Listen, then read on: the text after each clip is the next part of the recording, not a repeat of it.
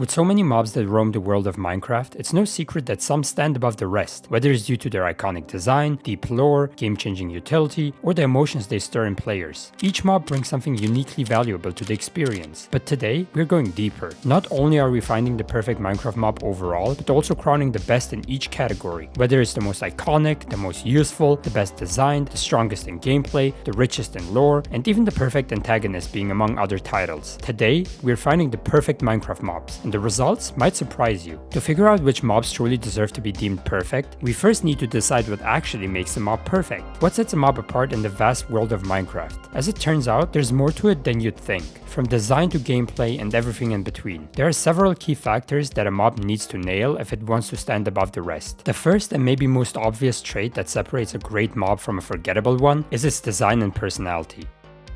This goes beyond just how it looks, it's about the full package: visual design, sound design, and the emotional response it sparks in players. Does the mob feel iconic? Does it stand out in a crowd? Or does it just fade into the background like another generic creature? The best mobs are the ones that instantly leave an impression, whether for charm, fear, or pure style. Think of the Creeper. Its silhouette alone is enough to send a shiver down your spine. Or the Axolotl being adorable, unique, and instantly beloved by the community. Great design makes a mob memorable, it makes you care, and in some cases, it even makes the mob part of Minecraft's identity. But great visuals or iconic sounds alone aren't enough to make the mob perfect. That brings us to the second key factor: gameplay depth.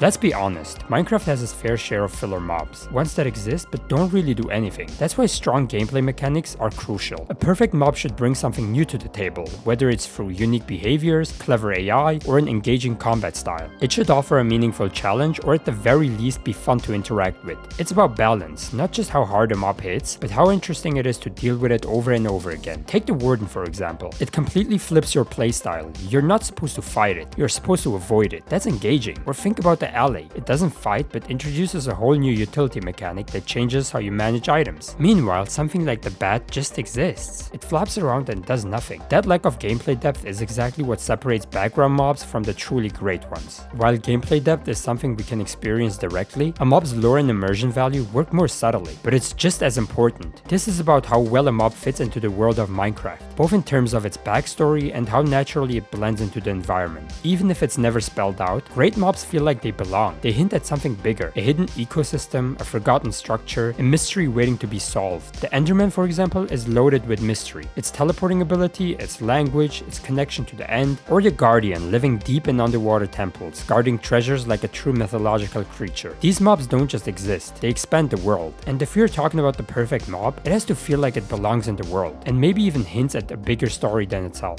All of these features together will be a strong identifier for the perfect Minecraft mob, but we forgot something crucial: usefulness. The design, gameplay depth, lore are all nice things to have, but ultimately it comes down to usefulness that will determine whether most players will even interact with the mob or not. What does the mob give? Whether it's drops, trade mechanics, or other player-focused utility that enhances the overall experience of the game. Because at the end of the day, no matter how cool or mysterious a mob is, if it doesn't actually offer anything of value to the player, it's likely to be forgotten. Usefulness is what turns curiosity into long-term engagement. What does the mob give back? Are the drops worth farming? Does it offer a unique trade, a special mechanic, or a shortcut that improves gameplay? Think of the Enderman that provides you with one of the most important items in the game, crucial for game progression. Even the cow provides essential resources from the very start of the game. If a mob has zero impact on your journey, no loot, no features, no reason to interact, then it simply can't be called perfect, no matter how well designed it is. The best mobs leave a mark and give back to the player in a meaningful way. Now that we have established the 4 key pillars of what truly makes a mob great: design and personality, gameplay depth, lore and immersion, and utility and value, it's time to put them to the test. But before we crown the perfect Minecraft mob overall, we need to ensure fair representation and shine some light on mobs that might not check every box, but absolutely dominate in their respective categories. So let's take some time to honor them, starting with the perfect farm animal. The perfect farm animal in Minecraft is undoubtedly the cow. Cows provide 3 essential resources: beef, leather, and milk. Beef is one of the best food sources in the game. Leather is critical for books, bundles, item frames, and a bunch more items. And milk can be used to craft cake or remove status effects, giving the cow superior utility over its counterparts. They're easy to find, easy to breed, and scale effortlessly from early game to late game. Even in the late game, cows remain relevant. Enchanting, potion effect clearing, and food securing keep them useful indefinitely. The cow has been in Minecraft from the early days. Its recognizable look gives it nostalgic charm and a solid spot in the game's cultural memory. While cows might be superior in utility among farm animals, which Minecraft mob has the perfect utility and value?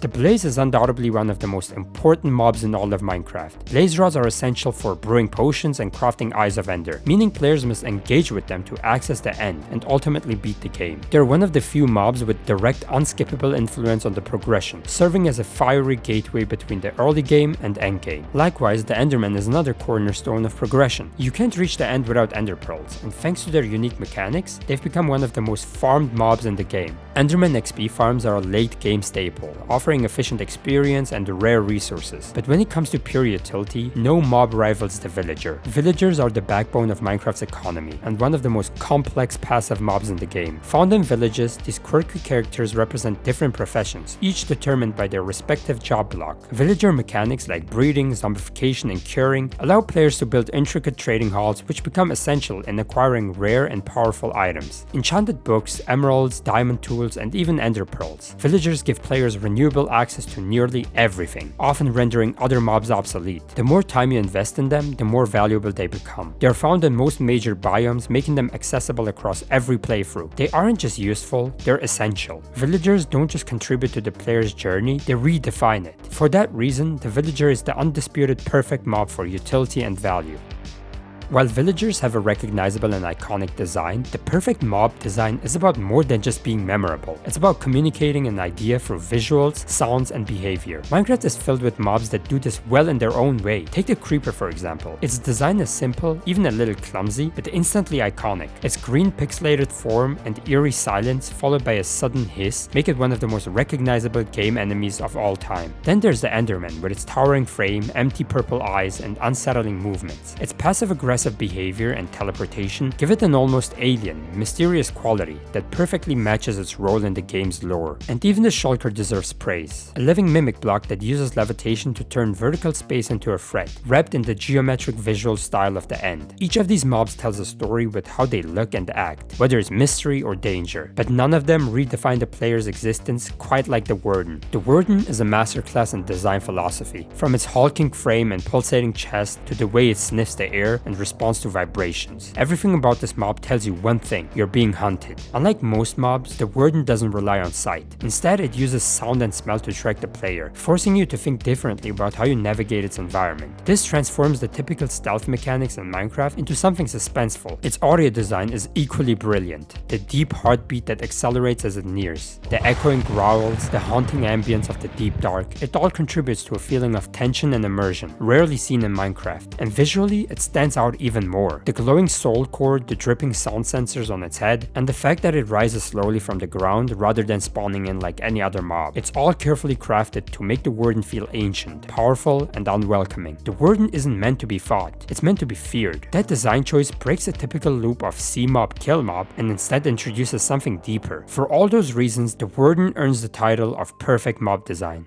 The Warden's design doesn't just impress visually, it suggests something deeper, an ancient guardian buried beneath the world, awakened by our intrusion. And that's where the next layer of mob greatness emerges. Because while good design can tell a story at a glance, truly great mobs carry stories beneath the surface. This brings us to our next category: perfect lore.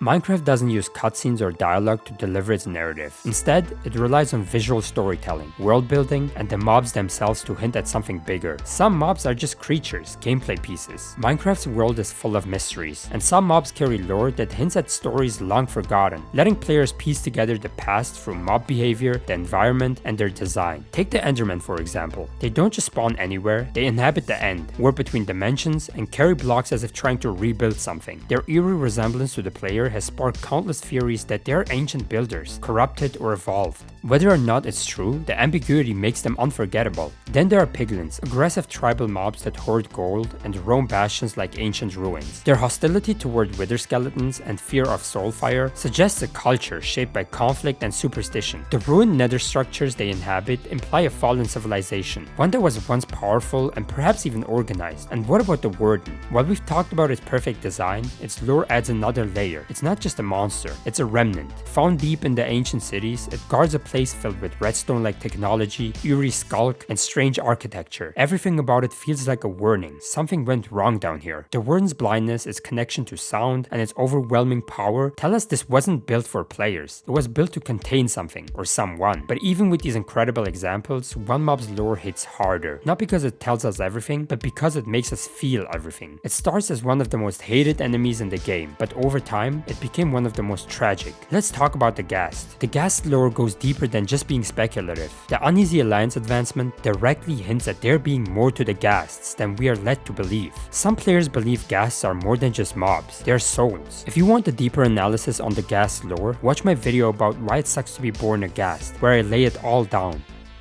Each teardrop a Ghast leaves behind heals players. From suffering comes relief, but no matter how many tears are shed, the Ghast suffering doesn't end. The only escape seems to be the Uneasy Alliance advancement, where a player must bring a Ghast into the overworld and kill it there. Only then, some say, can its soul be free. But recently, something changed. A new discovery in the Nether revealed dried Ghasts. When brought to the overworld and hydrated with water and fed snowballs, they transform, not into monsters, not into threats, but into something long thought impossible, a happy Ghast. Maybe it was never anger that made them fire. Maybe it was thirst. Maybe the Nether's unbearable heat, the absence of snow, of water, was what tortured them all along. The happy Ghast doesn't attack. It doesn't cry. It simply exists happily, as if this finally was where it was meant to be. What does this mean for the Ghast we fought for years? Were they never our enemies? Were they just trying to survive? The Ghast story, its lore, goes deeper than hints and advancements. It's embedded in the world's mechanics. It's a lesson of suffering and redemption. The Ghast story shows us that a mob doesn't need dialogue to tell a story, just presence, sound, and a clever use of game mechanics. But while lore gives a mob meaning, it's gameplay that gives them purpose. Some mobs are iconic, but a select few challenge us in ways that reshape how we play.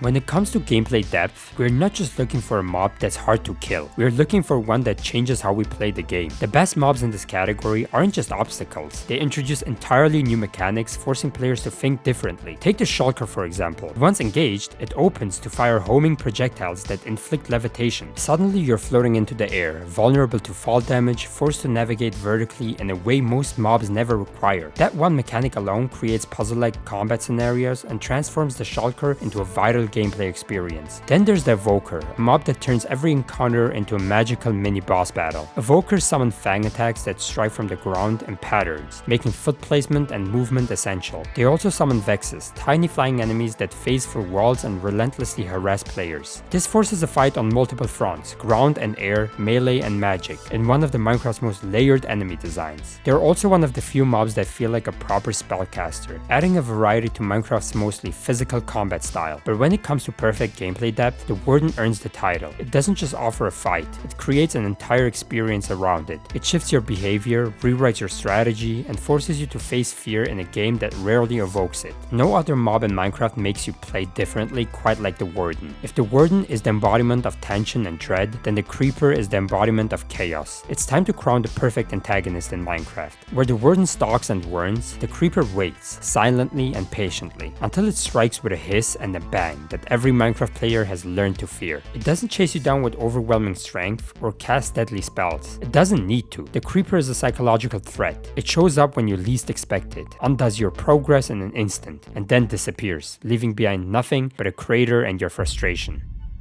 And that's what makes it the perfect antagonist. It's not just about the damage, it's about emotional impact. Every longtime player has experienced that moment. A creeper blowing up a cherished build or sneaking up while you're crafting and ruining everything. That kind of trauma sticks with you. It's not uncommon to hear players joke about having creeper PTSD. The creeper changes how we play, how we think, and how we feel in Minecraft. It forces you to adapt. It's not just part of the game, it defines it. But the creeper isn't just Minecraft's perfect antagonist, it's also its perfect icon. That unsettling hiss followed by an explosion didn't just define the game's danger, it defined the game itself. From merchandise to memes, logos to fan art, the creeper's jagged green face is instantly recognizable, even to people who've never played Minecraft. Its accidental creation during development, being a coding bug gone wrong, only adds to its legend. No other creature captures the identity of Minecraft quite like it. Whether it's fear, fun, or frustration, the creeper has become the face of it all. And in doing so, it earns its spot not only as the perfect antagonist, but as the perfect icon of Minecraft.